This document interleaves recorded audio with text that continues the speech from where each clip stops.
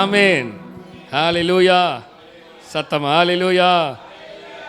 தேவனுடைய நாமம் மையப்படுவதாக. ஆண்டவர் ஒவ்வொரு நாளும் நம்மை நடத்தி வருகிறார். அவருடைய நடத்துதலுக்காக நன்றி செலுத்துவோம். ஆமென்.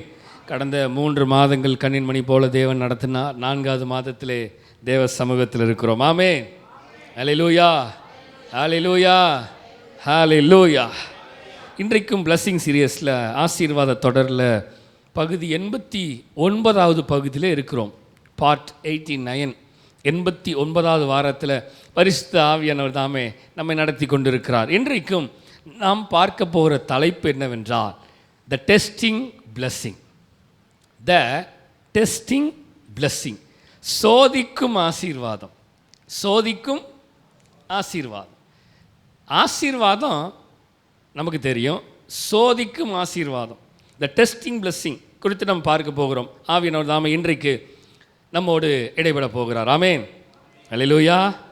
ஒரு சில நிமிடங்கள் நம்முடைய இருதயங்களை, நம்முடைய செவிகளை, நம்முடைய சகலவற்றையும் ஒருமனப்படுத்துவோம். பரிசுத்த ஆவியானவர் தாமே நம்மோடு பேசுவாராக. ஆமென். வசனத்தை வாசிக்க கேட்போம். யாக்கோபு 1ஆம் அதிகாரம் 1ஆம் அதிகாரம் 2-4 வசனத்தை வாசிக்க கேட்போம். James chapter 1 verse 2-4. யாக்கோபு 1ஆம் அதிகாரம் 2ஆம் வசனத்திலிருந்து 4ஆம் வசனம் வரைக்கும் வாசிக்க கேட்போமா? என் சகோதரரே, நீங்கள் பலவிதமான சோதனைகளில் அகப்படும் போது உங்கள் விசுவாசத்தின் பரீட்சையானது பொறுமையை உண்டாக்கும் என்று அறிந்து அதை மிகுந்த சந்தோஷமாக எண்ணுங்கள். நீங்கள் ஒன்றிலும் குறைவுள்ளவர்களாய் இராமல் பூரணராயும் நிறைவுள்ளவர்களாயும் இருக்கும்படி பொறுமையானது பூரண கிரியை செய்ய கடவது. இன்றைக்கு நம்ம பார்க்க போற தலைப்பு சோதிக்கும் ஆசீர்வாதம், த டெஸ்டிங் ஆஃப் பிளஸ்ஸிங். யாக்கோபுல சொல்லப்படுகிறது, என் சகோதரரே, நீங்கள் பலவிதமான சோதனைகளில் அகப்படும் போது. நன்றாக கவனிங்க வசனத்தை. என் சகோதரரே, நீங்கள் சோதனைகளில் அகப்படும் போது அப்படின்னு எழுதாம அங்க முன்னாடி ஒரு வார்த்தையை போட்டிருக்கிறாங்க. என்ன வார்த்தை? பலவிதமான சோதனை. அப்படின்னு என்ன அர்த்தம்? All kind of testing. சொல்லுங்க. All kind of testings. ஒரு டெஸ்ட் மட்டும் கிடையாது, பல விதமான டெஸ்ட்டு. அந்த டெஸ்ட்டில் நீங்கள் ட்ராப் ஆகும் பொழுது, அகப்படும் போது, அப்போ ஒரு சோதனை மட்டும்தான் நமக்கு வரும் அப்படின்னு நம்ம வாழ்க்கையில் எழுதப்படவில்லை. பல விதமான சோதனை. பல விதம்னா எவ்வளவு இருக்குன்னு சொல்ல முடியாது. கவுண்ட்லெஸ். சொல்லுங்க. கவுண்ட்லெஸ். எண்ண முடியாது, எண்ணிக்கைக்கு அடங்காது. அவ்வளவு சோதனைகளை நம்ம சந்திக்க வேண்டியது இருக்கும். மரண பரியந்தம், அதாவது சிலுவையின் மரண பரியந்தம் என்று ஆண்டவர் இயேசு கிறிஸ்துவை பற்றி சொல்லப்படுகிறது. அதே மாதிரி நம்முடைய மரண பரியந்தம் நாம் பலவிதமான சோதனையில் அகப்படும் போது, இன்றைக்கு ஆண்டவர் சொல்றார், அகப்படும் போது நம்ம என்ன பண்ணணுமா? அந்த வார்த்தையை கவனிங்க. உங்கள் விசுவாசத்தின் பரீட்சையானது பொறுமையையும் உண்டாக்கும் என்று அறிந்து அதை மிகுந்த சந்தோஷமாக எண்ணுங்கள். டெஸ்டிங்கில் நம்ம என்ன பண்ணணும்னா, நம்முடைய ஃபெய்த்து டெஸ்ட் பண்ணப்படுது. நம்முடைய விசுவாசம் ஒவ்வொரு சோதனை வரும் பொழுதும் அந்த சோதனையில் நம்முடைய விசுவாசமானது டெஸ்ட் பண்ணப்படுகிறது. அந்த டெஸ்ட்டில் நம்ம பரீட்சையில் என்ன பண்ணணும்? பொறுமையை கற்றுக்கணும். முதல்ல சொல்லுங்க, என்னதுங்க? பொறுமையை கற்றுக்கொள்ள. ஆமாம், முதல் விஷயம், நமக்கு வர சோதனைகளில் நம்ம நிதானமாக இருக்க பழகணும். எதுலையுமே அவசரப்படக்கூடாது, நிதானமாக இருக்க பழகணும். பொறுமையை உண்டாக்கும் என்று அறிந்து. நமக்கு ஏன் ஆண்டவர் நிறைய நேரம் சோதனை தர தெரியுமா? நமக்கு இருக்கிற வேகத்தெல்லாம் ஆண்டவர் குறைக்கிறதுக்கு. நீங்கள் நல்லா பாருங்கள், வேகமாக வாகனத்தில் நம்ம போயிட்டுருப்போம். திடீர்னு சம்மந்தமே இல்லாமல் ஒரு இடத்துல ஸ்பீட் பிரேக்கர்னு ஒன்று வச்சுருப்பான். நான் சில நேரத்தில் யோசிப்பேன், அப்போ தான் நமக்கு நல்ல ஒரு மூடில் நல்ல வேகத்தில் ஒரு முறுக்கு வீணு போயிட்டுருக்கும் பொழுது திடீர்னு பார்த்திங்கன்னா நம்மளுடைய அந்த வேகத்தை அப்படியே ஸ்லோ டவுன் பண்ணி கண்ட்ரோல் பண்ணுவோம். அந்த இடத்துல நம்ம வேகமாக போக முடியாது, போனோம்னா அடிச்சுட்டு விழுந்துருவோம். அப்போ கண்ட்ரோல் பண்ணி வண்டி நிறுத்தினதுக்கப்புறம் திருப்ப நம்ம அந்த வேகத்துக்கு போகிறதுக்கு நமக்கு ஒரு யோசனை திருப்பி வரும். திருப்பி வந்து முடிகிறக்குள்ளே இன்னொரு ஸ்பீட் பிரேக்கர் வந்துடும். நன்றாக கவனிங்க. இதுதான் நம்முடைய சோதனை விசுவாசத்தை பரீட்சை பண்ணுகிறது. இந்த பரீட்சை நமக்கு நிறைய நேரத்தில் ஸ்பீட் பிரேக்கர் மாதிரி என்னத்தை கொடுக்குது? பொறுமையை கொடுக்கிறது. சோதனை அப்படிங்கிறது நமக்கு என்னதுன்னா பொறுமையை கற்றுக் கொடுக்கறது தான். இதை நம்ம எப்படி எடுத்துக்கணும்னா வசனத்தின்படியாக பார்க்கும் பொழுது மிகுந்த சந்தோஷமாக எடுத்துக்கணும். ஆனால் நிறைய நேரம் நமக்கு பொறுமை இல்லை, சந்தோஷத்தை கொடுக்கறது இல்லை, எரிச்சலை கொடுக்குது. நமக்கு பொறுமை இருக்கிறது இல்லை, பொறுமை நமக்கு மிகுந்த வேதனையை கொடுக்கிறது. என்ன இது அப்படின்னு சொல்லி பொறுமை இருக்கிறது இல்லை. இன்னைக்கு ஆண்டவர் பேசுகிறதே என்னது? பிளஸ்ஸிங். என்ன பிளஸ்ஸிங்? டெஸ்டிங் பிளஸ்ஸிங் தான். சோதிக்கும் ஆசீர்வாதம். அந்த சோதனை, நீங்கள் சோதனையின் ஆசீர்வாதத்தை பெற்றுக்கொள்ள வேண்டும் என்றால் கண்டிப்பாக பொறுமையை கற்றுக்கொள்ள வேண்டும். பொறுமை உங்களுக்கு விசுவாச பரீட்சையை கொடுக்கும். அந்த விசுவாச பரீட்சை பொறுமையை கற்றுக் கொடுக்கிறது. இதை நாம் சந்தோஷமாக மகிழ்ச்சியோடு ஏற்றுக்கொள்ள வேண்டுமே தவிர துக்கத்தோடு ஏற்றுக்கொள்ளக்கூடாது. அடுத்த வசனம், நீங்கள் ஒன்றிலும் குறை உள்ளவர்களாய் இராமல் பூர்ணராயும் நிறைவுள்ளவர்களாயும் இருக்கும்படி பொறுமையானது பூரண கிரியையை செய்ய கடவுது. அப்ப இந்த பொறுமை பூரண கிரியைகளை செய்வதற்கு எதை கற்றுக் கொடுக்குதுன்னா, நீங்கள் ஒன்றுக்கும் குறைவுள்ளவர்களாய் இராமல் பூரணராய் இருக்கணும். சோதனையை சகிச்சு பொறுமையாக இருந்தால் தான் பூரணராயும் நிறைவுள்ளவர்களாயும் இருக்க முடியும். இல்லைன்னா இருக்க முடியாது. வாசிக்கலாம் வசனத்தை. 1 பேதுரு 1ஆம் அதிகாரம் 6-7 வசனத்தை வாசிக்கலாமா? 1 பேதுரு 1ஆம் அதிகாரம் 6ஆம் வசனம் 7ஆம் வசனத்தை வாசிக்கலாமா? இதிலே நீங்கள் மிகவும் சந்தோஷப்படுகிறீர்கள். இதிலே நீங்கள் மிகவும் சந்தோஷப்படுகிறீர்கள். என்றாலும் துன்பப்பட வேண்டியது அவசியமானதால். வார்த்தையை நன்றாக கவனிங்க. துன்பப்பட வேண்டியது அவசியமானதால் இப்பொழுது கொஞ்ச காலம் பலவிதமான சோதனையினாலே துக்கப்படுகிறீர்கள். நல்லா கவனிச்சிங்களா வார்த்தையை? துன்பப்பட வேண்டியது, சோதனைப்பட வேண்டியது எப்படியா? மஸ்ட், அவசியமானதால். சொல்லுங்க, அவசியமானது. எனக்கு துன்பமே வரக்கூடாது அப்படின்னு நினைச்சோம்னா அது இருக்கிறதுலே தவறு. ஏன்னா சோதனை, துன்பங்கிறத விட்டுருமே, சோதனை சகிக்கிற மனுஷன் பாக்கியவான். அப்படின்னா என்னது? துன்பத்தை சகிக்கிற மனுஷன் பாக்கியவான். நம்ம நிறைய நேரம் துன்பம் நமக்கு வரக்கூடாதுன்னு விரும்புகிறோம். ரைட், ஓகே, இருக்கட்டும். ஆனால் துன்பமே வராத வாழ்க்கை இல்லவே இல்லை. ஏதாவது ஒரு சூழ்நிலை, ஏதாவது ஒரு பிரச்சனையில் ஒரு போராட்டம், துன்பம், வேதனை கண்டிப்பாக மஸ்ட் ஹேவ் வந்தே ஆகும். வசனமே சொல்லுது துன்பப்பட வேண்டியது அவசியமானது. சொல்லுங்க அந்த வார்த்தையை, துன்பப்பட வேண்டியது அதோட சேர்த்து சொல்லுங்க, துன்பப்பட வேண்டியது அவசியமானதால். சொல்லுங்க பார்க்கலாம் திரும்பியும், துன்பப்பட வேண்டியது அவசியமானதால். அப்ப துன்பப்பட வேண்டியது, சோதனை அவசியம் எனக்கு தேவைப்படுது. ஏன்னா அப்பதான் அந்த சோதனை எனக்கு விசுவாச பரீட்சையை கற்றுக் கொடுக்கும். விசுவாச பரீட்சை பொறுமையை கற்றுக் கொடுக்கும், நிதானத்தை கற்றுக் கொடுக்கும். ஆபிரகாமுக்கு மிகப்பெரிய பொறுமையை தேவன் கற்றுக் கொடுத்தார். 100 வயது பொறுமை, 90 வயது பொறுமையை சாராளுக்கு கற்றுக் கொடுத்தார். ஏன் தெரியுமா? அவங்களுடைய விசுவாசத்தின் பரீட்சையை தேவன் சோதிக்கும்படியாக. இருக்கீங்களா? அந்த சோதனையை கிராஸ் பண்ணாதான் ஆசீர்வாதம், பிளஸிங். அதான் நீ பார்க்குறோம், testing blessing, testing blessing. If we pass the test we will get a bless. நம்ம டெஸ்டிங்கை, சோதனையை கடந்து போய்விட்டால் நமக்கு ஆசீர்வாதம் வந்து விடும். நிறைய நேரம் சோதனை வரக்கூடாதுன்னு நினைச்சா ஆசீர்வாதத்தை பெற்றுக்கொள்ள முடியாது. அப்ப திருப்பி சொல்லுங்க, துன்பப்பட வேண்டியது அவசியமானதால். இப்பொழுது கொஞ்ச காலம் பலவிதமான, சொல்லுங்க, கொஞ்ச காலம் பலவிதமான சோதனைகளினாலே துன்பப்படுகிறீர்கள். அவ்வளவுதான். இது டெம்பரவரி தான், பெர்மனன்ட் கிடையாது. எல்லாம் கவனிச்சுக்கணும்.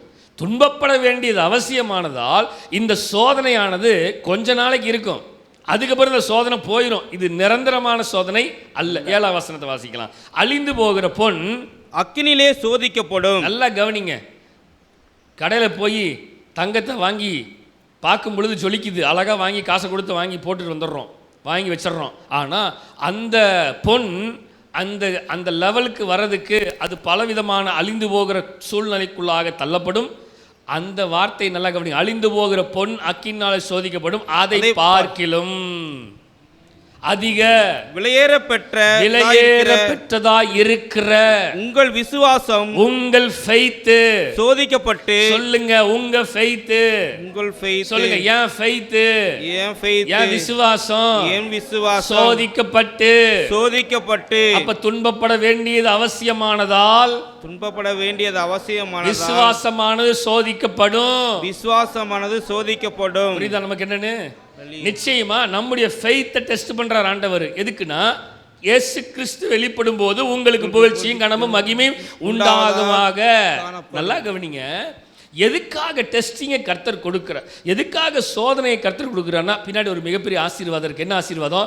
இயேசு கிறிஸ்து வெளிப்படும் போது, மனுஷன் வெளிப்படும் போதுன்னு போடல. இந்த டெஸ்டிங் எந்த மனுஷனுக்காகவும் இல்லை, இந்த டெஸ்டிங் எனக்கும் ஆண்டவருக்கும். மனுஷங்கிட்ட இருந்து புகழ்ச்சியும் கனமும் மகிமையும் உண்டாகிறது எனக்கு வேண்டாம். இயேசு கிறிஸ்துவின் மூலமாய் உண்டாகிற புகழ்ச்சியும் கனமும் மகிமையும் எனக்கு காணப்படணுங்கிறதுக்காக தான் இந்த டெஸ்ட், இந்த சோதனையை நான் சகிக்கிறேன், இந்த வேதனையை நான் தாங்குகிறேன், இந்த பிரச்சனையை நான் ஃபேஸ் பண்ணுறேன், இந்த எல்லா போராட்டையும் நான் சகிக்கிறேன். காரணம் தெரியுமா? என்னுடைய டெஸ்டிங், என்னுடைய விசுவாசம் டெஸ்ட் பண்ணப்படுகிறது. இந்த டெஸ்ட்டில் நான் பாஸ் ஆகிறேன். இது பொறுமையை என்னை கற்றுக் கொடுக்கிறது.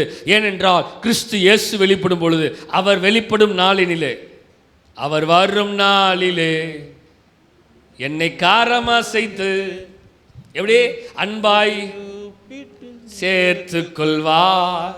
தம்மை நம்பியவர் தந்த பொறுப்பதனை அவர் வரும் வரை காத்து கொள்வே. அந்த பொறுப்பு என்ன பொறுப்பு? விசுவாசத்தின் பொறுப்பு. என்னை நம்பியவர் தந்த பொறுப்பு, அந்த பொறுப்பு என்னது? விசுவாசம். ஆண்டவரே, வசனம் சொல்லுதுங்க, நல்லா கவனிங்க. மனுஷகுமாரன் வரும் நாட்களிலே எப்படி விசுவாசத்தை காண்பாரோ. நல்லா கவனிங்க இந்த வார்த்தையை. மனுஷகுமாரன் வரும் நாளிலே விசுவாசத்தை இந்த உலகத்தில் பார்க்க முடியுமா? நிறைய நேரம் விசுவாசம் குறைஞ்சி போய் இருக்கும். இந்த மனுஷகுமாரன் திரும்பியும் வரப்போகிறாரு. அவர் வரும்பொழுது இந்த உலகத்தில் இருக்கிற அநேகருடைய விசுவாசமானது எப்படி போயிருமா? குறைஞ்சிரும். சிலர் மாத்திரமே விசுவாசத்தில் வைராக்கியமாக இருக்கிறவர்கள். நம்ம ஜெபக்குறிப்பில் ஜெபம் பண்ணோம். மகாராஷ்டிராவில் மிகப்பெரிய போராட்டத்தில் சபைகள் மூடப்பட்டுருச்சு. 30 சபையை ஒரே இடத்துல மூடிட்டாங்க. சபைகள் நடத்த முடியாமல் ஊழியர்கள் தவித்து கொண்டிருக்கிறார்கள். நமக்கெல்லாம் கர்த்தர் மிக சுதந்திரத்தை கொடுத்திருக்கிறார். இன்னொன்று தெரியுமா? ஒவ்வொரு இடத்துலையும் சபையை க்ளோஸ் பண்ணிகிட்டே வரான் கொஞ்சம் கொஞ்சமாக. அது ரொம்ப நாள் இல்லை நமக்கு. நீங்கள் நினச்சிட்டு இருக்கிறது, நான் நினச்சிட்டு இருக்கிற சோதனை அல்ல. நம்ம நினைக்கிறதுக்கு மேலே வேகமாக சோதனை வந்துட்டு இருக்குது. திடீர்னு ஒரு நாள் ஒரு ரூலை போட்டு இழுத்து எல்லாத்தையும் மூடிட்டானா நீங்களும் நானும் அங்கே அவர்கள் வீட்டுக்குள்ளே முடங்கி இருக்கிறது போல் நம்மளும். நல்லா கவனிச்சுக்கோங்க. நம்ம ஜாலியாக இருக்கிறோன்னு நீங்கள் நினச்சிட்டு இருக்கக்கூடாது. நம்மளும் அதே தேசத்தில் தான் இருந்து கொண்டிருக்கிறோம். நாம் அதே மாநிலத்தில் தான் இருக்கிறோம். நாமும் அதே ஸ்டேட்டில், ஒவ்வொரு ஸ்டேட்டு வித்தியாசப்பட்டாலும் ஒரே இடத்துல இருக்கிறோம். அங்கே வர்றது இங்கே வராதுன்னு சொல்ல முடியாது. சீக்கிரத்தில் வந்துவிடும். சோதனை எப்படி வேணாலும் வரும். நன்றாக கவனிங்க. நம்முடைய விசுவாசமானது சோதிக்கப்படும். விசுவாசமானது பரீட்சை பண்ணப்படும். அந்த விசுவாசமானது நமக்கு மிகுந்த பொறுமையை கற்றுக் கொடுத்திருக்கிறது. ஏற்கனவே ஒரு ரவுண்டு போயிட்டு வந்துட்டோம். சபை நடத்த முடியாமல் 1920 2020 திரும்பியும் மிகப்பெரிய ஒரு சூழ்நிலை வரலாம். அப்பாடா சபை இல்லைடா ஜாலியாக இருக்கலாம் வீட்டில், அப்போதாங்க இன்னும் அதிக விசுவாசம். இப்போ ஆண்டவர் நமக்கு நிறைய வாய்ப்புகளை ஏற்படுத்தி கொடுத்திருக்கிறார், நிறைய வழிவாசலை கொடுத்திருக்கிறார். இப்பொழுது அதை பயன்படுத்தி கொள்ளவில்லை என்றால் வசனமே சொல்லுது, மனுஷகுமாரன் வரும் நாட்களிலே மனுஷரிடத்தில் விசுவாசத்தை பார்க்க முடியுமா? இல்லை, ரொம்ப குறைஞ்சுதான் இருக்கும். அப்படின்னா என்ன அர்த்தம்? இப்போவே விசுவாசம் மங்கிருச்சு. இப்போவே சோதனையில் ஜனங்கள் தேவனை விட்டு விலக ஆரம்பித்துட்டாங்க. தங்களுக்கு வசனம் சொல்லுகிறது போல கடைசி நாட்களிலே ஜனங்கள் தங்களுக்கு வேண்டிய மேய்ப்பர்களை தேடிக்கொண்டு கொள்ளுவார்கள். எப்படின்னா, எனக்கு பிரியமா பேசுகிற மெய்ப்பனுடைய சர்ச்சுக்கு நான் போயிடுறேன், எனக்கு பிரியமா இருக்கிற மெய்ப்பனிடத்தில் நான் சொல்லல, போய் வசனத்தை எடுத்து படித்து பாருங்க, உங்களுக்கு புரியும். ஏதோ வந்து சும்மா பேசிட்டு போறார் பாஸ்டர் நினைச்ச கூடாது. சோதனைங்கிறது ஆண்டவர் ஏற்கனவே எழுதி வைத்து விட்டார். இதெல்லாம் நம் கையிலே கொடுக்கப்பட்டிருக்கிறது. ஏதோ ஒன்று ஆண்டவர் பேசிட்டு போல, சகலத்தையும் சொல்லி கையில் கொடுத்துட்டு இதை படிச்சு பாரு, அப்பனாச்சும் உனக்கு புரியுதான்னு பார்க்கலான்னு ஆண்டவர் கொடுத்துட்டு போயிருக்கிறார். இதை படித்தாவே வரப்போகிற காரியங்கள் அனைத்தும் நமக்கு தெரிந்துவிடும். இருக்கீங்களா? அப்ப கடைசி நாட்களில் விசுவாசிகள் தேவ பிள்ளைகள் தங்களுக்கு பிரியமான மேய்ப்பர்களை தேர்ந்தெடுப்பார்கள். மேய்ப்பர்களும் தங்களை மேய்த்து கொண்டு ஆடுகளை மேய்க்காமல் ஓடுவார்களாம். புரியுது என்னன்னு? ரெண்டுமே நடக்கும். அதனால நாம் எந்த இடத்துல இருக்கிறோம், எப்படியாக வளர்க்கப்படுகிறோம், எப்படியாக நம்முடைய விசுவாசத்தை பேசுகிற இடமாக இருக்கிறது, எப்படி தேவன் நம்மோடு இடைப்பட்டு கொண்டிருக்கிறார், எப்படி தேவன் நம்மை நடத்தி கொண்டிருக்கிறார், எப்படி நமக்கு எல்லாமே கொடுக்கப்படுகிறது என்பதை நிதானிக்கப்பட வேண்டும். அல்லேலூயா. அப்பதான் வசனம் சொல்லுது பாருங்க, எப்படியா? இயேசு கிறிஸ்து வரும்பொழுது, வெளிப்படும் போது உங்களுக்கு புகழ்ச்சியும். ஆமா, இதை கொடுக்கிற சபையாக இருக்கணும், இதை சொல்லிக் கொடுக்கிற சபையா இருக்கணும். இயேசு கிறிஸ்து வரும்போது உங்களுக்கு எது உண்டாகணும்? புகழ்ச்சி உண்டாகணும். யா அடுத்தது கனம் வரணும், மகிமை வரணும், க்ளோரி வரணும். மனுஷங்கிட்ட இருந்து இல்ல, சொல்லுங்க, ஆண்டவர்கிட்ட இருந்து. இயேசு கிறிஸ்து. அல்லேலூயா. அல்லேலூயா. இயேசு கிறிஸ்து வரும் பொழுது, அவர் வரும் நாளிலே, அவர் வரும் பொழுது என்னுடைய சோதனை டெஸ்ட் பண்ணப்பட்டு கீர்த்தியும் புகழ்ச்சியும் கனமும் மகிமையும் அவர் கொடுக்கணும் எனக்கு. ஆமென். மனிதரிடத்திலிருந்து இல்ல, சபையினிடத்திலிருந்து இல்ல, விசுவாசிகளிடத்திலிருந்து இல்ல, பாஸ்டர் இடத்திலிருந்து இல்ல, என் தேவனிடத்திலிருந்து வரணும். ஆமென். அல்லேலூயா. வாசிக்கலாம். ரோமர் 5 அதிகாரம் 3, 4, 5 வசனத்தை வாசிக்கலாமா? Romans chapter 5 verse 3, 4, 5. அது மாத்திரமல்ல உபத்திரவம். இந்த வார்த்தையெல்லாம் நல்ல கவனிங்க, அருமையான வார்த்தை. டெஸ்டிங் நமக்கு மிகப்பெரிய பிளஸ்ஸிங். சொல்லுங்க, டெஸ்டிங் மிகப்பெரிய பிளஸ்ஸிங். டெஸ்டிங் சோதனை எனக்கு மிகப்பெரிய ஆசீர்வாதத்தை கொடுக்கிறது. வாசிக்கலாம். அது மாத்திரமல்ல உபத்திரவம் பொறுமையையும் எதை கற்றுக் கொடுக்கிறது? திரும்ப திரும்ப திரும்ப திரும்ப பாருங்க. ஒரு விஷயத்தை நான் சந்திக்கிறேன்,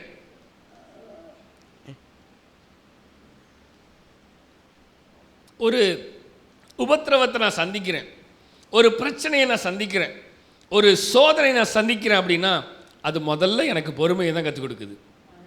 அடுத்தது பொறுமை பரீட்சையை டெஸ்டிங்கை கற்றுக் கொடுக்குது. டெஸ்டிங் என்ன பண்ணுது? பரீட்சை. அடுத்தது என்ன பண்ணுது? பரீட்சை நம்பிக்கை ஹோப்பை தருது. ஹோப்னா வந்து ஹோப்பை உண்டாக்குகிற என்று நாங்கள் அறிந்து. அந்த வார்த்தையை நன்றாக கவனிங்க. இதுக்குள்ள அடங்கி இருக்கிற ஒவ்வொரு விஷயத்தையும் கவனி பாருங்க. சோதனை என்னென்ன பரிமாணத்தில் போகுது? சோதனை பொறுமையை கற்றுக் கொடுக்குது, பொறுமை பரீட்சையை கற்றுக் கொடுக்குது, பரீட்சை நம்பிக்கையை உண்டாக்குறது. இந்த ஃபைனல் ஸ்டேஜ் நம்பிக்கை உண்டாக்குறது. புரியுதா உங்களுக்கு என்னன்னு? அப்ப எனக்கு ஒரு சோதனை வருதுன்னா அந்த சோதனை ஃபர்ஸ்ட் எனக்கு பொறுமையை கற்றுக் கொடுக்குது. அந்த பொறுமை அடுத்தது எனக்கு டெஸ்டிங்குள்ள தள்ளுது, பரீட்சை உண்டாக்குது. அந்த பரீட்சையில் நான் பாஸ் ஆயிட்டேன்னா அந்த பரீட்சை எனக்கு நம்பிக்கையை கொடுக்கிறது. நான் முடிச்சிருவேன், என் தேவனால் செய்து முடிப்பேன். ஆமென். என் தேவனுடைய பலத்தினால, அவர் கொடுத்த விசுவாசத்தினால, அவர் கொடுத்த நம்பிக்கையினால, அவருடைய நம்பிக்கை எனக்குள்ள இருக்கிறது. அவர் சொல்றாரு, இந்த வார்த்தை சொல்லுது, நம்பிக்கை வீண் போகாது. ஆமென். அந்த நம்பிக்கை வீண் போகாத நம்பிக்கை எனக்குள்ள இருக்கனால எல்லா டெஸ்டையும் நான் பாஸ் பண்ணிடுவேன். ஆமென். சொல்லுங்க, எல்லா பரீட்சையும் எல்லா எனக்கு பரீட்சையும் நம்பிக்கையை கொடுக்குது. எனக்கு நம்பிக்கையை கொடுக்கிறது. நம்பிக்கையும் நீர்தானே, நங்கூரமும் நீர்தானே, நாங்கள் நம்பும் தெய்வம் நீர்தானே, நீர்தானே அந்த நம்பிக்கையை உண்டாக்கும் என்று நாங்கள் அறிந்து. வாசிக்கலாம். உபத்திரவங்களிலேயும், நல்லா கவனிங்க, உபத்திரவங்களிலேயும் மேன்மை பாராட்டுகிறோம். இந்த வார்த்தையை நல்ல நோட் பண்ணுங்க. எதுல மேன்மை பாராட்டணுமா? உபத்திரவங்களிலே. சந்தோஷமா இருக்கும் பொழுது மேன்மை பாராட்டக்கூடாது. சொல்லுங்க, சந்தோஷமா இருக்கும் பொழுது சந்தோஷம் மேன்மை பாராட்டுகிறது அல்ல. மேன்மை பாராட்டுகிறது அல்ல. போன வாரத்துக்கு முந்தின வாரம் கூட பேசினோம். போன வாரம் பேசினோம், முந்தின வாரம் பேசினோம். போன வாரத்தில் கூட பேசும் பொழுது ஆண்டவர் ஆவியானவர் பேசினார். அழுதுனாச்சு என்னை தேடு. எப்படி? ஆமா, அட்லீஸ்ட் அழுதுனாச்சு. இப்போனாச்சும் அழுது பாரு. எனக்கே தேவ சமூகத்தில் அழுதுருக்கோமா? அழுது பார்க்குறேன், எனக்கு கண்ணிலேருந்து தண்ணியே வர மாட்டேங்குது. சிலர் சொல்லுவாங்க, நானும் எவ்வளவோ முக்கி பார்க்குறேன், தண்ணியே வர மாட்டேங்குது. தேவ சமூகத்தை உட்காந்து அட்லீஸ்ட் இதுக்குனாச்சும் அழுப்பா, அப்படியாச்சும் அழு. நான் அழமாட்டேன், நான் அழ வேண்டாம் அப்படின்னு சொல்லிட்டு. மக்களை நல்லா கவனிங்க, வார்த்தை சொல்லுது, உபத்திரவத்திலே மேன்மை பாராட்டணும். எதில் மேன்மை பாராட்டணும்? உபத்திரவங்களிலே. சோதனைப்படும் பொழுதுதான் மேன்மை, சோதனையில் இருக்கும் பொழுதுதான் மேன்மை பாராட்ட. ஆண்டவரே அவரை மேன்மை பாராட்ட வேண்டும். வாசிங்க. மேலும் நமக்கு அருளப்பட்ட பரிசுத்த ஆவியினாலே தேவ அன்பு நம்முடைய இருதயங்களில் ஊற்றப்பட்டிருக்கிறபடியால் அந்த நம்பிக்கை நம்மை வெட்கப்படுத்தாது. நல்லா கவனிங்க அந்த வார்த்தையை. மேலும் நமக்கு அருளப்பட்ட பரிசுத்த ஆவியினாலே தேவ அன்பு நம்முடைய இருதயங்களில் ஊற்றப்பட்டிருக்கிறபடியால் அந்த நம்பிக்கை நம்மை வெட்கப்படுத்தாது. ஆமென். நான் சோதனை சகிக்கிறேன், அந்த சோதனையில் உபத்திரவத்தில் நான் மேன்மை பாராட்டுகிறேன். அந்த மேன்மை பாராட்டுகிற மேன்மை என்னை ஒருபோதும் வெட்கப்படுத்த விடாது. ஆமென். டெஸ்டிங்கில் கடந்து போயிட்டு இருக்கிறேன், சோதனையில் கடந்து போயிட்டு இருக்கிறேன். ஆனால் அந்த சோதனை எனக்கு பொறுமையை கற்றுக் கொடுக்கிறது, பரீட்சையை கற்றுக் கொடுக்கிறது, நம்பிக்கையை கற்றுக் கொடுக்கிறது, விசுவாசத்தை கற்றுக் கொடுக்கிறது. இயேசு வரும் பொழுது கீர்த்தியும் புகழ்ச்சியும் கனமும் மகிமையும் கொடுக்கிறதுக்கு எனக்கு இந்த சோதனை என்னை கற்றுக் கொடுத்து கொண்டிருக்கிறது. இது என் இருதயங்களே ஊற்றப்பட்டிருக்கிற தேவனுடைய ஆவியாக இருக்கிறது. அந்த ஆவியின் மேலே நான் நம்பிக்கை வைத்திருக்கிறபடினால அந்த நம்பிக்கை என்னை ஒருபோதும் வெட்கப்படுத்த விடாது. ஆமென். ஹல்லேலூயா. இதுதான் இந்த டெஸ்டிங்கோட பிளஸ்ஸிங்கே தான். நான் வெட்கப்பட மாட்டேன். ஏனென்றால் தேவன் என்னை சோதிக்கிறார், நான் சோதிக்கு பின்னு பொன்னாக விளங்குவே. ஆமென். வாசிக்கலாம் வசனத்தை. யோபு 23ஆம் அதிகாரம் 10ஆம் வசனம். ஆனாலும் நான் போகும் வழியை அவர் அறிவார். இந்த வார்த்தையெல்லாம் நல்லா கவனிங்க. யோபு சொல்றார், நான் போகும் வழியை அவர் அறிவார். சொல்லுங்க, நான் போகும் வழியை கர்த்தர் அறிவார். ஆண்டவரே, எதுக்கு ஆண்டவர் இந்த சோதனை எனக்கு கொடுக்குறீங்க அப்படின்னு கேட்க முடியாது. ஏன் தெரியுமா? நான் போகும் வழியை அவர் அறிவார். சொல்லுங்க, அவர் அறிவார். நான் போகும் வழியை அவர் அறிவார். அடுத்தது, அவர் என்னை சோதித்த பின் நான் பொன்னாக விளங்குவேன். இப்பதான் சொன்னேன் இந்த வார்த்தையை. நான் போகும் வழியை அவர் அறிந்திருக்கிறார். அப்ப எனக்கு சோதனை வரும்னு கர்த்தருக்கு தெரியும். எனக்கு சோதனை கொடுக்க போறன்னு தெரியும். மேபி எனக்கு தெரியாம இருக்கலாம், ஆனா அவருக்கு தெரியும். தேவ திட்டம் இல்லாமல், தேவ சித்தம் இல்லாமல் என் வாழ்க்கையில ஒண்ணுமே நடக்காது. என் வாழ்க்கையில் ஒரு பலவீனம் வருதா, அது என் போகும் வழியை கர்த்தர். எனக்கு இன்னைக்கு இந்த ஹாஸ்பிட்டலில் போய் நான் உட்காரணும்னு கர்த்தர் வச்சிருக்கிறாருன்னா அது தேவ திட்டமே தவிர இல்லைன்னா போக முடியாது. நிறைய நேரம் போக விடவே மாட்டார். நம்ம போகணும்னு எத்தனை தடவை முயற்சி பண்ணாலும் போக முடியல. ஆனால் யோசிக்காத நேரத்தில் ஆண்டவர் டக்குன்னு கூட்டிகிட்டு போயிடுவார். ஏன்னா நான் போகும் வழியை நான் அறியவில்லை, அவர் அறிவார். எதுக்கு தெரியுமா? அவர் என்னை சோதித்த இப்ப ஆண்டவர் என்னை புஷ் பண்ணது எதுக்கு தெரியுமா? சோதித்த பின் நான் பொன்னாக விளங்குவதற்கு. ஆமென். இந்த ரெசிபி, இந்த சீக்ரெட் நமக்கு தெரியாம பொன்னாக விளங்க வேண்டும் என்பது தெரியாமல் நிறைய நேரம் நம்ம ஆண்டவரை கேள்வி கேட்க ஆரம்பிச்சிடும். ஆண்டவர் என்ன ஆண்டவர்?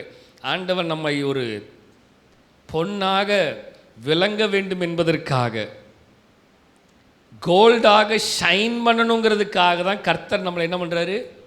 இந்த விஷயத்துக்கு நான் போகும் வழியை கர்த்தர் அறிவார். சொல்லுங்க சொல்லுங்க சொல்லுங்க சொல்லுங்க, இந்த வார்த்தையை சொல்லுங்க. நான் போகும் வழியை அவர் அறிவார். எஸ், சோதனையின் வழியை கர்த்தர் அறிவார். ஈசாக்கு கடந்து வந்த வழிகள் கர்த்தருக்கு தெரியும். அவன் ஏசேக்குக்கு வந்தது கர்த்தருக்கு தெரியும். ஏனென்றாலும் அங்கே ஒரு சோதனை இருந்தாலும் கர்த்தர் அவன் அந்த வழியில் தான் நடத்தினார். இஸ்ரவேல் ஜனங்களை வனாந்திர பாதையில நடத்தணும்னு கர்த்தர் தீர்மானிச்சார். அவருக்கு தெரியும் அங்க வனாந்திரம் தான். தெரியாது அவருக்கு? தெரியும். ஆனாலும் சொல்லுங்க, ஆனாலும் நடத்தினார். எதுக்கு தெரியுமா? அவர்கள் பொன்னாக மாறும். வாசிக்கலாம். உபாகமம் 8:2 உன் தேவனாகிய கர்த்தர் உன்னை சிறுமைப்படுத்தும்படிக்கு. நல்லா கவனிங்க. உன் தேவனாகிய கர்த்தர் உன்னை எப்படியா சிறுமைப்படுத்தும்படிக்கு. வார்த்தை சொல்லுங்க. சிறுமைப்படுத்தும்படி, சிறுமைப்படுத்தும்படி, சிறுமைப்படுத்தும்படிக்கு. அடுத்தது, தம்முடைய கட்டளைகளை, தம்முடைய கட்டளைகளை நீ கைக்கொள்வாயோ, நீ கைக்கொள்வாயோ, கொள்ளாமல் மாட்டாயோ என்று அவர் உன்னை சோதித்து. நல்லா கவனிச்சு இந்த வார்த்தையை, நல்லா கவனிச்சு இந்த வார்த்தையை. தேவனாய் கர்த்தர் உன்னை சிறுமைப்படுத்து. சொல்லுங்க, தேவனாய் கர்த்தர் நம்மை சிறுமைப்படுத்தும்படி. இந்த இந்த வார்த்தையை நான் கை கொள்வேனோ இல்ல கை கொள்ளாம போயிருவேனோ என்று அவர் என்னை சோதித்து டெஸ்ட் பண்றதுக்கு. இந்த வார்த்தை இருக்கல, நம்ம கையில் கொடுக்கப்பட்டிருக்கிற வார்த்தை. இதை நான் பின்பற்றுகிறேனா, இதுக்கு ஒபே பண்றேனா இல்லையா என்பதுக்காகவே என்ன பண்றாரா? சோதித்து. சொல்லுங்க, டெஸ்ட் பண்றார். அடுத்தது, அடுத்த லைன் அழகு. சோதித்து உன் இருதயத்தில் உள்ளதை நீ அறியும்படிக்கும். என் இருதயத்தில் இருக்கிறத நான் அறியணும். சொல்லுங்க, என் இருதயத்தில் உள்ளதை நான் அறியும்படிக்கும். முதல்ல என் பிரச்சனை என்னங்கிறது எனக்கு தெரியணும். என் பிரச்சனையை தெரிஞ்சு விரும்பாம இன்னொருத்தர் பிரச்சனையை சொல்லக்கூடாது. எனக்கு இருக்கிற பிரச்சனையை முதல்ல I want to identify my issues. Why God is giving many kind of tests in my life. ஏன் ஆண்டவர் பலவிதமான சோதனைகளை எனக்கு கொடுக்கிறது தெரியுமா? I want to identify my thing. என்னுடைய விஷயத்தை நான் முதல்ல அறியணுங்கிறதுக்காக எனக்கு பலவிதமான சோதனைகளை கொடுக்கிறார். நல்லா கவனிங்க. உன் இருதயத்தில் உள்ளதை நீ அறியும்படிக்கு உன்னை இந்த 40 வருஷம் அளவும் வனாந்திரத்தில் நடத்தி வந்த எல்லா வழியும் நினைப்பாயாக. ஒவ்வொரு தடவையும் குத்துனன்ல, எதுக்கு தெரியுமா? சொல்லுங்க. எஸ், குத்தம் போதெல்லாம் நினைச்சு பார்த்தியா? குத்தி குத்தி உன்னை நடத்தினன்ல. 40 வருஷம் சும்மா இல்லை. எத்தனை வருஷம்?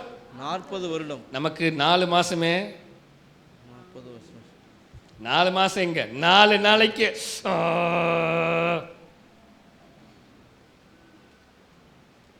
4 வாரம் 4 நாளைக்கே தாக்கு பிடிக்க முடியல. 4 வாரம் ரொம்ப கஷ்டம்.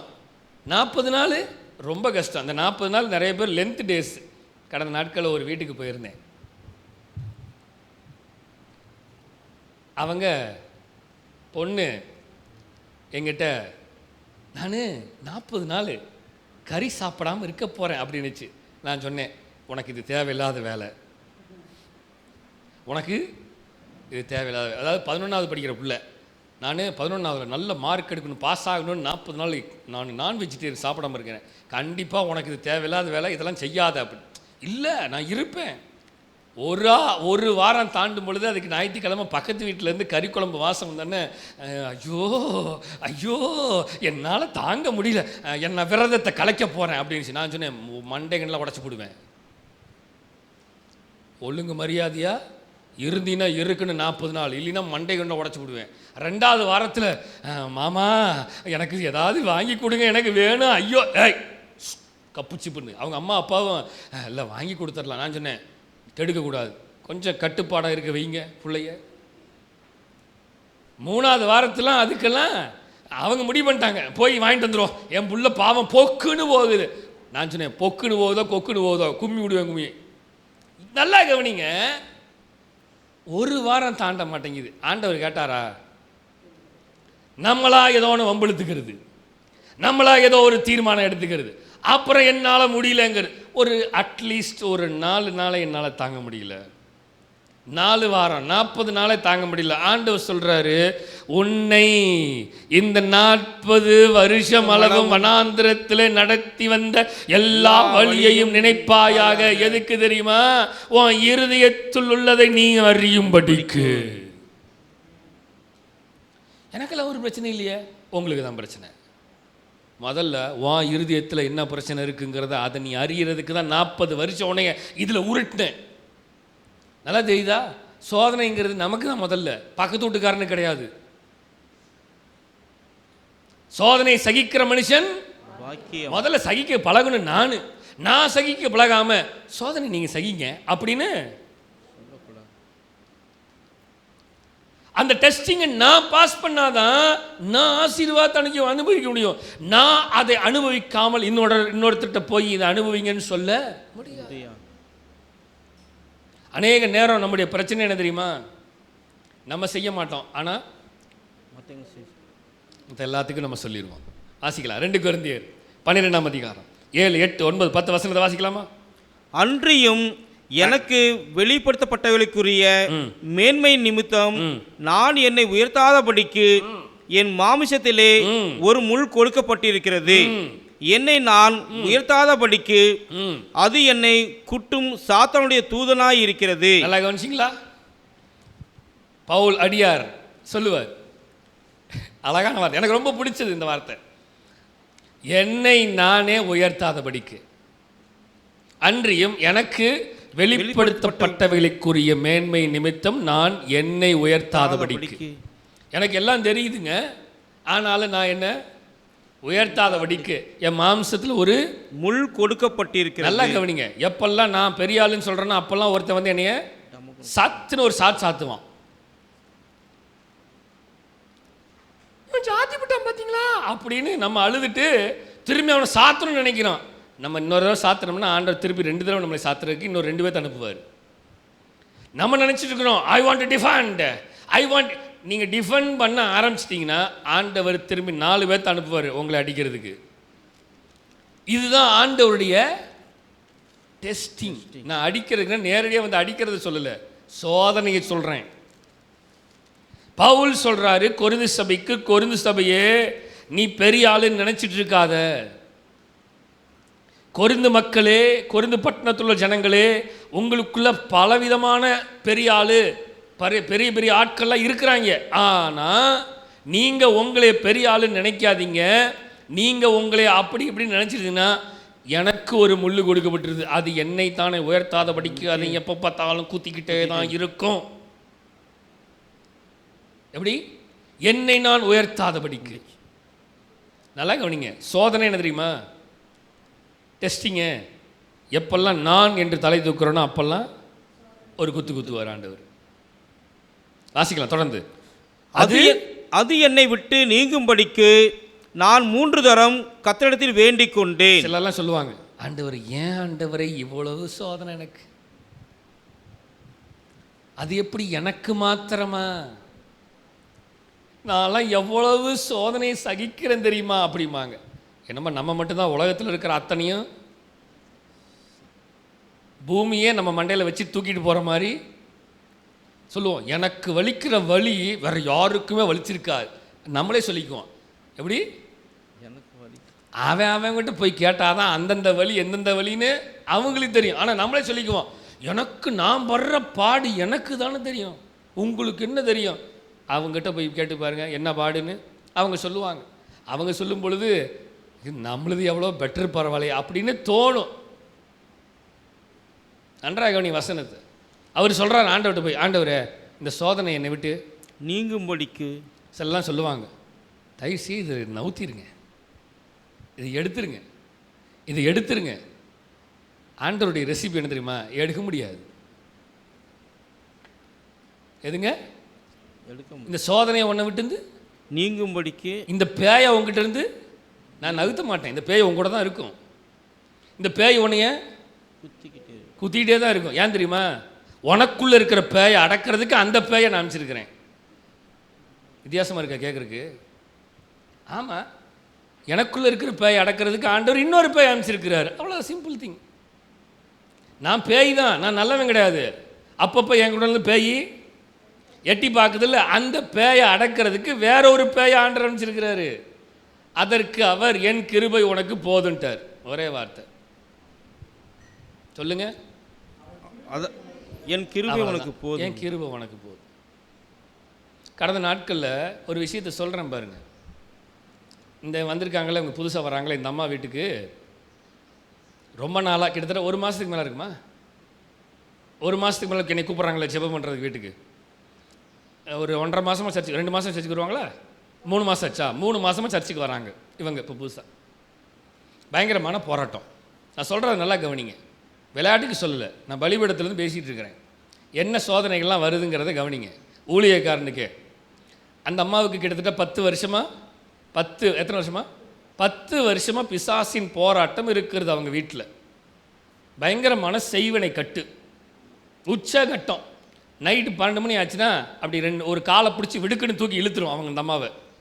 சில நேரங்கள் பார்த்தீங்கன்னா அந்த அம்மா காலை பிடிச்சி மேலே அப்படியே தூக்கும், அப்படியே லிட்ரலி தூக்குறது. அந்த மாதிரி மிகப்பெரிய போராட்டம் அந்த அம்மாவுக்கு. ஸ்டார்டிங்கில் ஜோம் பண்ணோம், நல்லா இருந்தாங்க, விடுதலையாக இருந்துச்சு. அப்புறம் திடீர்னு ஒரு 15 நாள் கழித்து திருப்பி பயங்கரமான போராட்டம் ஸ்டார்ட் ஆயிடுச்சு. ரெகுலராக அவங்க சர்ச்சுக்கு வர ஆரம்பிச்சதுலேருந்து மிகுந்த போராட்டம்.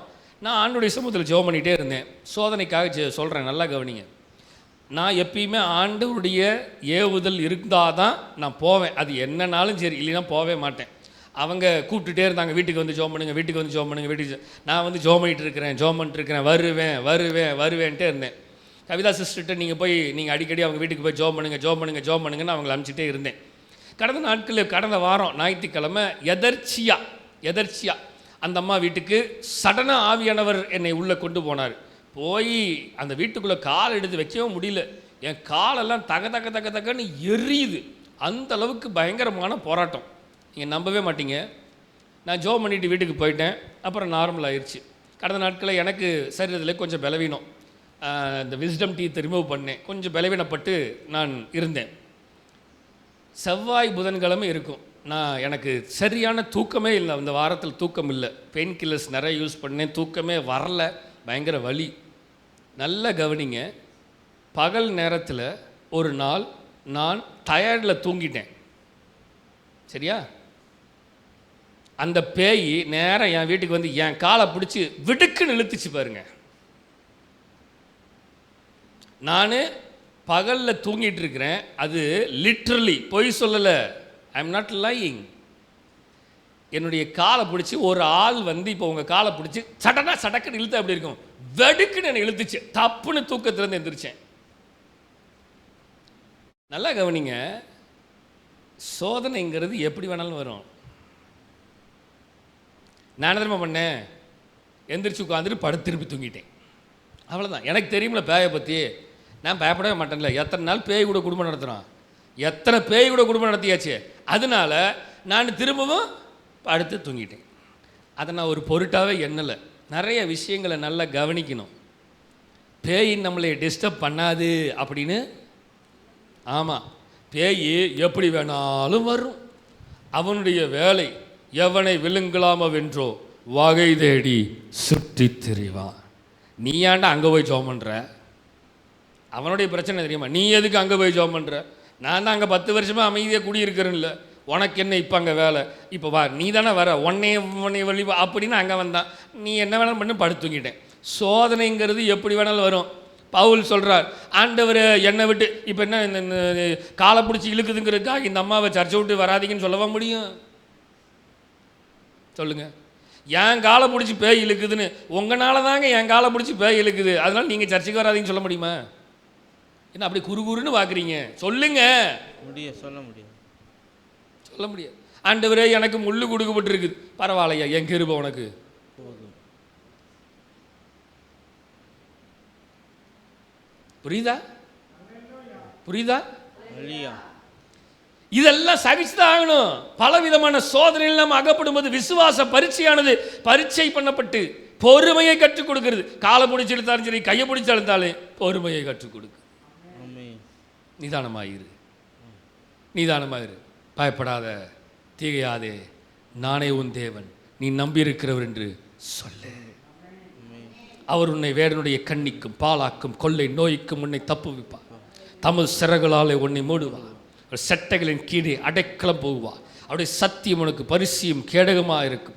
இரவில் உண்டாகும் பயங்கரத்திற்கும், சொல்லுங்க, பகலில் பறக்கும் அம்பு இருக்கும், இருளில் நடமாடும் கொள்ளை நோய்க்கும், மத்தியானத்தில் பாலாக்கும் சங்காரத்திற்கும் நீ பயப்படாதிருப்பாய். உன் பக்கத்தில் 1000 பேரும் உன் வலதுபுறத்தில் 10,000 பேர் விழுந்தாலும் அது உன்னை அணுகாது. உன் கண்களால் மாத்திரம் நீ அதை பார்த்து துன்மார்க்கருக்கு வரும் பலனை நீ காண்பாய்.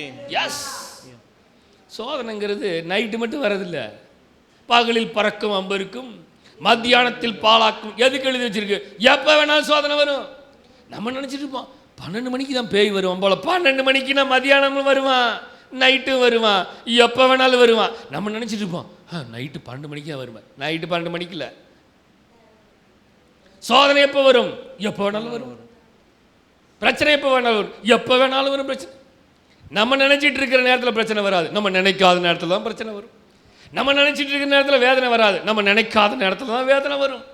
நம்ம நினச்சிட்டு இருக்க ஆயத்தமாக இருக்கிற நேரத்தில் வியாதி வராது, நினையாத நேரத்தில் தான் எல்லா வியாதியும் பலவீனமும் நம்மை படுக்க போடும். ஏன் தெரியுமா? என் விசுவாசமானது பரீட்சை பண்ணப்படுகிறது. புரியுதா உங்களுக்கு? என்னன்னு வசனத்தை வாசிக்க முடிக்க விரும்புகிறேன். அதற்கு அவர் என் கிருபை உனக்கு போதும், என் கிருபை உனக்கு போதும், பலவீனத்திலே, வசனத்தை கவனிங்க, பலவீனத்திலே என் பலன் பூர்ணமாய் விளங்கும் என்றார். ஆகையால் கிறிஸ்துவின் வல்லமை என் மேல் தங்கும்படி, நல்ல அந்த வார்த்தையை கவனிங்க, கிறிஸ்துவின் வல்லமை என் மேல் தங்கும்படி என் பலவீனங்களை குறித்து நான் மிகவும் சந்தோஷமாய் மேன்மை பாராட்டுவேன்.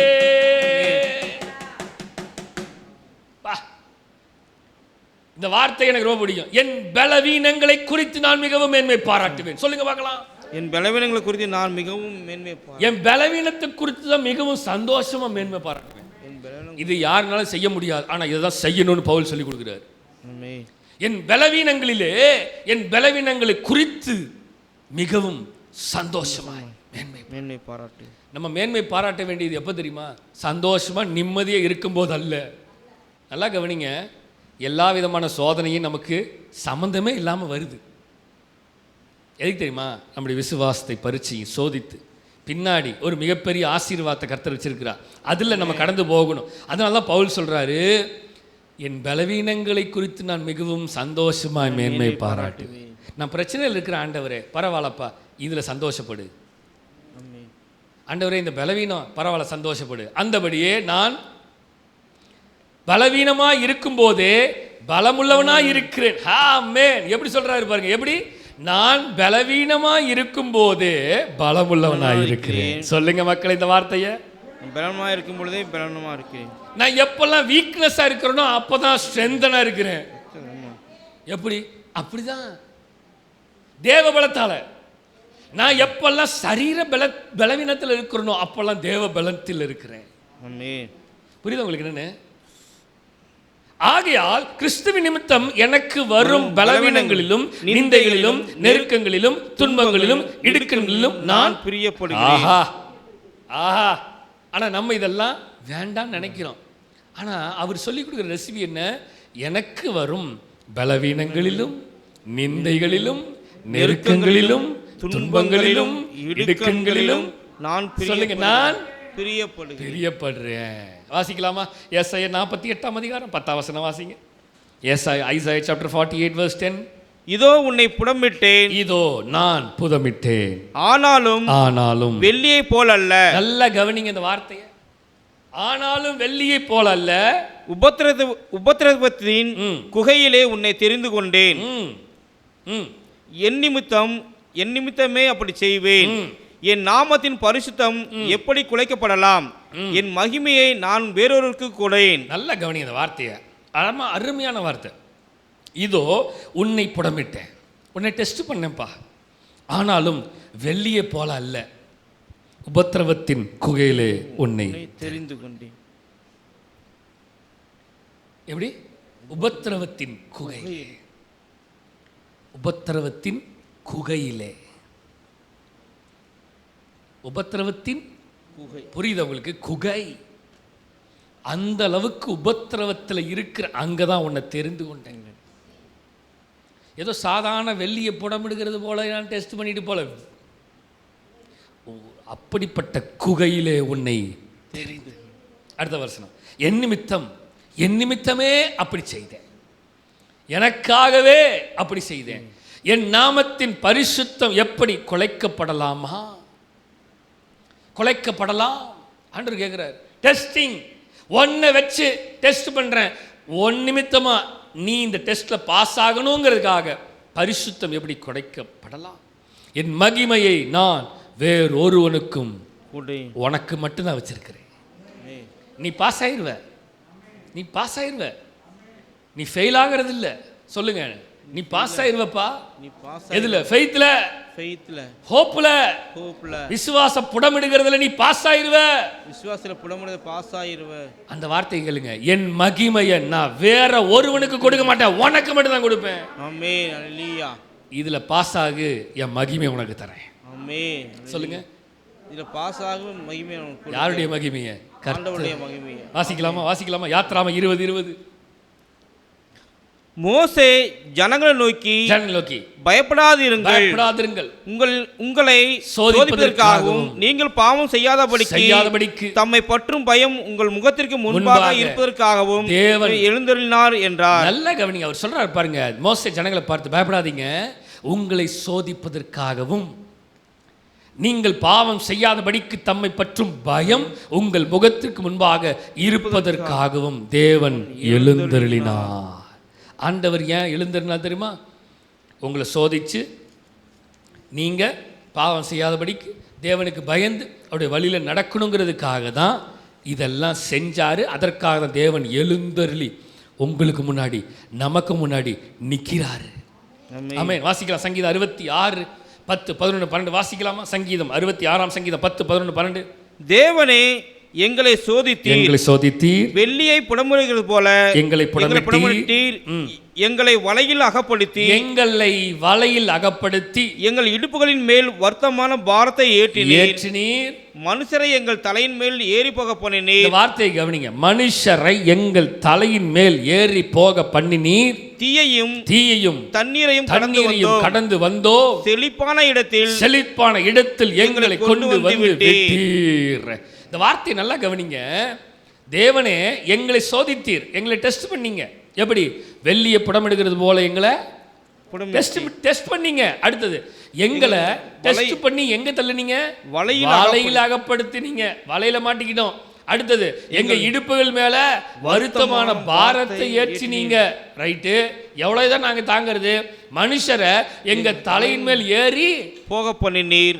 நான் கொஞ்சம் இமேஜின் பண்ணி பாருங்க, ஒரு மனுஷன் நம்ம தலை மேலே ஏறி நடந்து போனால் எப்படி இருக்கும்?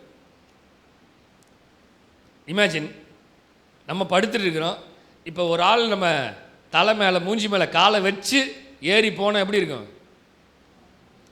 இட்ஸ் டிபெண்ட் ஆன் வெயிட்டை பொறுத்து. வெயிட் கம்மியாக இருந்தாங்கன்னா கொஞ்சம் வலி கம்மியாக இருக்கும், வெயிட் அதிகமாக இருந்துச்சுன்னா தலை நசுங்கிடும். மனுஷரை எங்கள் தலையில் மேல் ஏறி போக பண்ணினீர். அடுத்தது தீயையும் தண்ணீரையும் கடந்து வந்தோம், ஆனால் கர்த்தர் எங்களை முடிவில் எங்க நிறுத்திருக்கார் தெரியுமா? நல்ல கவனி, இந்த சோதனையெல்லாம் சகிச்சு கடந்து வந்த உடனே கர்த்தர் எங்களை ஆசீர்வாதத்துக்குள்ள, இப்ப இந்த டெஸ்டிங்கை கடந்து வந்துட்டேன், இப்ப கர்த்தர் எங்க கொண்டு போறாரு? பிளஸிங்குள்ள, செழிப்பான இடத்தில் எங்களை கொண்டு வந்து. அப்ப நீங்களும் நானும் டெஸ்டிங்கை கடந்தாதான் செழிப்பான பிளஸிங்குள்ளே போக முடியும். டெஸ்ட்டில் பாஸ் ஆகலைன்னா செழிப்பான ஆசீர்வாதம் இருக்காது. நீதிமொழிகள் 17:3 முடிக்க விரும்புகிறேன். வெள்ளியை குகையும் பொன்னை புடமும் சோதிக்கும் இருதயங்களை சோதிக்கிறவரோ கர்த்தர். அதான் அங்கதான் இருக்கு அழகான வார்த்தை. வெள்ளியை குகையையும் பொன்னையும் புடமும் சோதிக்கும் இருதயங்களை சோதிக்கிறவர் கர்த்தர். இதெல்லாம் சோதிக்கிறவர் நம்முடைய இருதயத்தை டெஸ்ட் பண்றார். அதனால தான் சொன்னார், உன்னை இந்த 40 வருஷம் வனாந்திரத்தில் நடத்துறதுக்கான ரீசன் என்ன தெரியுமா? உன் இருதயத்தை டெஸ்ட் பண்ண. அப்போ நல்ல கவனிங்க, இந்த காலை வேளையில் ஏப்ரல் மாதம் முதல் ஆராதனையில், பரிசுத்த ஆராதனையில் ஆவியானவர் நம்மகிட்ட பேசின சோதனையின் ஆசீர்வாதம் இதுதான். இந்த சோதனையெல்லாம் கடந்தாதான் செழிப்பான இடத்துக்குள்ளே போக முடியும். இந்த சோதனையெல்லாம் சகிக்கலைன்னா செழிப்பான இடத்துக்குள்ளே போக முடியாது. ஆபிரகாமும் ஈசாக்கும் சோதனை சகித்தார்கள். ஆபிரகாம் ஈசாக்கு சோதனை சகித்தார்கள். அந்த ஆதியாகமம் 22ஆம் அதிகாரம் 1-18 வரைக்கும் பார்த்தோம்னா என்ன நடந்துச்சு? டெஸ்டிங் தான். ஆண்டவர் சொல்கிறார், ஈசாக்க பலியிடுறதுக்கு, பலி செலுத்துறதுக்கு கொண்டு போக சொல்கிறார். நல்லா கவனிச்சிங்களா? மிகப்பெரிய டெஸ்டிங் வந்துச்சு அவங்களுக்கு, சோதனை. ஆனால் அந்த சோதனையெல்லாம் அவன் ஃபேஸ் பண்ணான், எல்லாத்தையும் ஃபேஸ் பண்ணான். தனக்கு ஒரே பேரனை குமாரனை கொடுக்க சொன்னார் ஆண்டவர். கொடுக்குறேன்னு சொல்லிட்டான். எங்கே போனான்? என்ன மலை? அது பேர் மலை பேர் என்ன? மோரியா. சொல்லுங்க, மலை பேர் என்ன தெரியலையா? மோரியா மலைக்கு கொண்டு போனான். கீழே எல்லாத்தையும் நிறுத்திட்டு நானும் என்னுடைய பையனும் தேவனை ஆராதித்து விட்டு திரும்பி வருவோம். விசுவாச வார்த்தை. எப்படி சொல்றான்? எப்படி சொல்றான்? கொஞ்சம் யோசித்து பாருங்களேன். ஆண்டவர் கொடுத்துருன்னு சொல்லிட்டாரு. இப்போ போயிட்டு அங்கே என்ன நடக்குன்னு தெரியாது. ஆனால் அவருடைய விசுவாசம் பாருங்க. இங்கே சொல்லிட்டு போகிறேன் வேலையாட்கள்கிட்ட, நானும் பிள்ளையாண்டானும் போயிட்டு கர்த்தரை தொழுது கொண்டுட்டு திரும்பி வருவோம். ஸோ அவனுக்கு கிளம்பும் பொழுதே அவனுக்குள்ள ஒரு மிகப்பெரிய நம்பிக்கை. கர்த்தர் என்னை சோதிப்பார், ஆனால் என்னை கைவிட மாட்டார். எப்படி? அவனுக்கு தெரியும் கர்த்தர் கண்டிப்பாக என்னை சோதிப்பார், ஆனால் என்ன கைவிட மாட்டார். நல்லா கவனிச்சுக்கோங்க, இதுதான் விசுவாசத்தின் பரீட்சை. அல்லேலூயா. இரண்டாவது ஒரு காரியம், யோசேப்பு சோதனை சகிச்சான். ஆதியாகமம் 37ஆம் அதிகாரத்தில் 50 அதிகாரம் வாரீங்கன்னா அந்த அதிகாரங்களில் அவனுக்கு ஏகப்பட்ட சோதனை வந்துச்சு. யோசேப்பு அந்த மனிதர், யோசேப்பு குறித்து நமக்கு நல்லாவே தெரியும். ஜோசப் ஸ்டைல்ஸ், அவர் சந்திக்காத சோதனையே அல்ல. வாழ்க்கையில் அவ்வளவு மிக மோசமான சோதனை அனைத்தையும் சந்தித்தார். யாரு? யோசேப் என்ற தனி நபர். குடும்பம் வெறுத்தது, வெள்ளி காசுக்கு விட்டு போட்டார்கள், அடிமையாய் போகிறான். அங்கே போய் நல்லா இருக்கலாம் நினச்சான், அங்கேயும் அடிமைத்தன ஜெயில். சகிக்க முடியாத சோதனை, ஆனாலும் சகித்து கொண்டிருக்கிறான், சகிக்கிறான். Testing testing testing testing, life முழுசும் டெஸ்டிங் தான். ஆனால் கர்த்தர் ஒரு நாள் அந்த டெஸ்டிங்க்கு மிகப்பெரிய பலனை கொடுத்தார். ஆமென். ராஜா சொல்கிறான், யோசேப்பிட்ட கேட்டு எதுனாலும் செஞ்சுக்கோங்க. ஆமென். எவனே தெரியாது, அவன் பல வருஷம், ஆமாம், அவன் மூஞ்சியை பார்த்தது கிடையாது. பானபாத்திரக்காரங்கிட்ட எப்படியாவது என்னை வெளியில் கொண்டு வந்துடுறதுக்கு முயற்சி பண்ணுறான்னு சொல்லி விடுறான். அவனும் யோசேப்பை மறந்துட்டான். புரிகிறதா மக்களே? நிறைய நேரம் இப்படி தான் நம்ம வாழ்க்கை இருந்திருக்கலாம். ஆனால் அந்த சோதனைக்கு பின்னாக, சொல்லுங்க, சோதனைக்கு பின்னாக எஸ், பொன்னாக கர்த்தர் விளங்க செய்வார். பொன்னாய் கர்த்தர். நம்பர் 3, இவரை பற்றி சொல்லவே வேண்டாம். யாரு? யோபு. Job suffering. யோபு 1ஆம் அதிகாரத்திலிருந்து 42 அதிகாரம், அவ்வளோதான் முழு புக்குமே. இந்த மனிதர், ஆஹா, இவரை காட்டிலும் சோதனை சகிக்கவே முடியாது. கர்த்தரிடத்தில் நன்மையை பெற்ற நாம் எல்லாத்தையும் இழந்தார். எல்லா சோதனையும் வந்துச்சு. பல விதமான சோதனையில் நீங்கள் அகப்படும் போது, முதல் வசனமே அதுதான். அந்த பலவிதமான சோதனையை சந்திச்ச ஒரே மனிதர் அவர் தான். அல்லேலூயா. அல்லேலூயா. அடுத்தது இன்னும் சொல்லலாம், நிறைய சொல்லலாம்.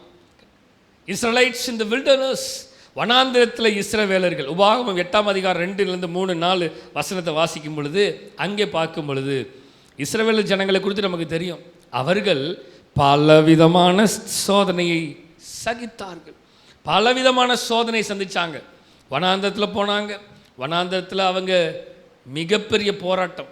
கர்த்தர் அவர்களை வனாந்திர வழியில் உணவில்லை, உணவு கொடுத்தார், காரை கொடுத்தார், மன்னா கொடுத்தார், தண்ணீர் கொடுத்தார், என்னென்ன வேணும் எல்லாமே கொடுத்தார். ஆனால் சோதனையும் கூட கொடுத்தார்.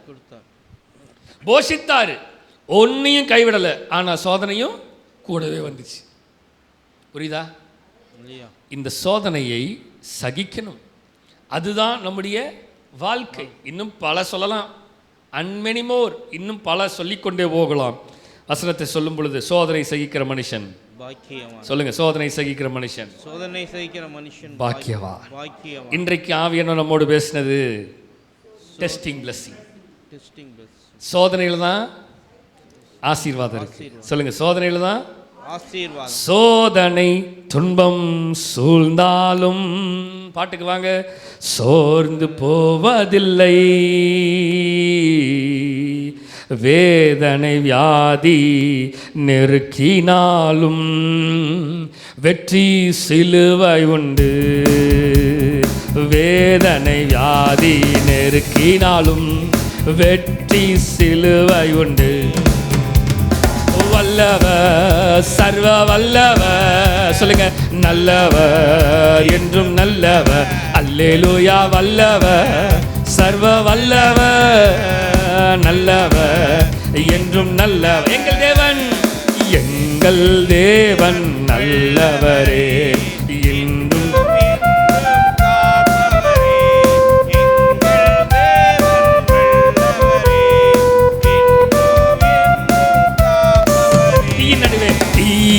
நடுவே நடந்தாலும் எரிந்து போக மாட்டோம். தீயின் நடுவே நடந்தாலும் எரிந்து போக மாட்டோம். கடலின் நடுவே நடந்தாலும், சொல்லுங்க பார்க்கலாம், மூழ்கி போக மாட்டோம். கடலின் நடுவே வல்லவர், வல்லவர், சர்வ வல்ல, சொல்லுங்க, நல்லவர்.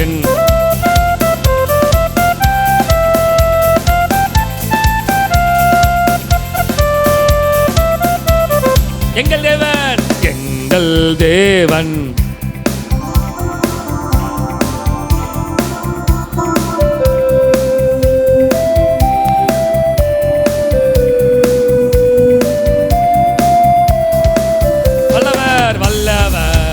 சர்வ வல்லவர், நல்லவர். சொல்லுவீங்களா? ஆமென். வல்லவர், சர்வ வல்லவர். அழகை அழகை அனுதினம் தாக்கினாலும், சொல்லுங்க, ஆண்டவர் வார்த்தையுன்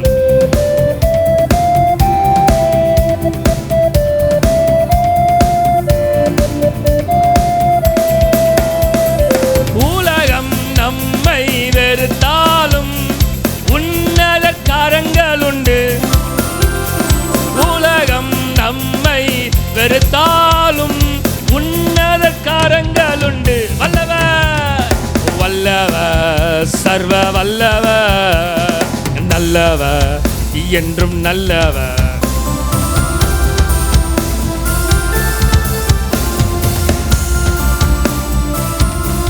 எங்கள் தேவன், எங்கள் தேவன் நல்ல.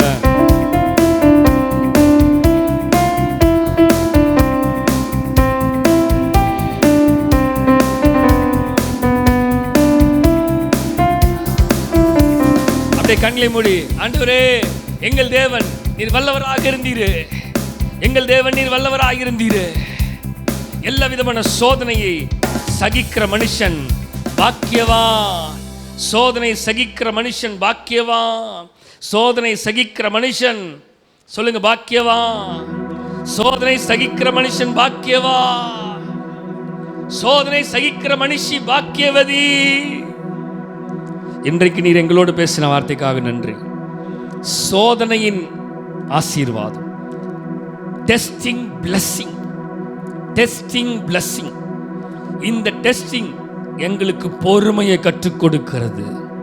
இந்த பிளெஸிங் எங்களுக்கு நிரந்தரமான பிளெஸிங், இது டெஸ்டிங் blessing. இது டெஸ்டிங் blessing. இந்த டெஸ்டிங் எங்களுக்கு மிகப்பெரிய ஆசீர்வாதத்தை வச்சிருக்குது. இது பொறுமையை கற்றுக் கொடுக்குது, பரீட்சையை கற்றுக் கொடுக்குது, விசுவாசத்தின் நம்பிக்கையை கற்றுக் கொடுக்கிறது. இயேசு கிறிஸ்து வரும்போது கீர்த்தியும் புகழ்ச்சியும் கனத்தையும் மகிமையும் எங்களுக்கு கொடுக்கிறதுக்கு கற்றுக் கொடுத்திருக்கிறது. எல்லா விதமான சோதனை சகிக்கிற மனுஷன், மனுஷி பாக்கியவான், பாக்கியவதி. நாங்கள் சோதனையை சகித்துக் கொண்டிருக்கிறோம். இன்னும் அதிக சோதனையை சகிப்பதற்கு எங்களுக்கு நீர் பலனை தாங்க, கிருபையை தாங்க, சத்துவத்தை தாங்க. சத்துவம் இல்லாதவர்களுக்கு சத்துவத்தை தாங்க. பலன் எங்களுக்கு வேணும். எல்லா விதமான சோதனையை நாங்கள் சகிக்கணும். ஏந்திக் கொண்டு தாங்கிக் கொண்டு தப்பிக்க தேவன் வலிய பிறக்க செய்வீராக. உம்முடைய கரத்தில் எங்களை அர்ப்பணிக்கிறோம், தாழ்த்துகிறோம். நீர் ஆளுகை செய்வீராக. இயேசுவின் மூலம் ஜெபம் கேளும் எங்கள் ஜீவனுள்ள நல்ல பிதாவே. சொல்லுங்க ஆமென், ஆமென்.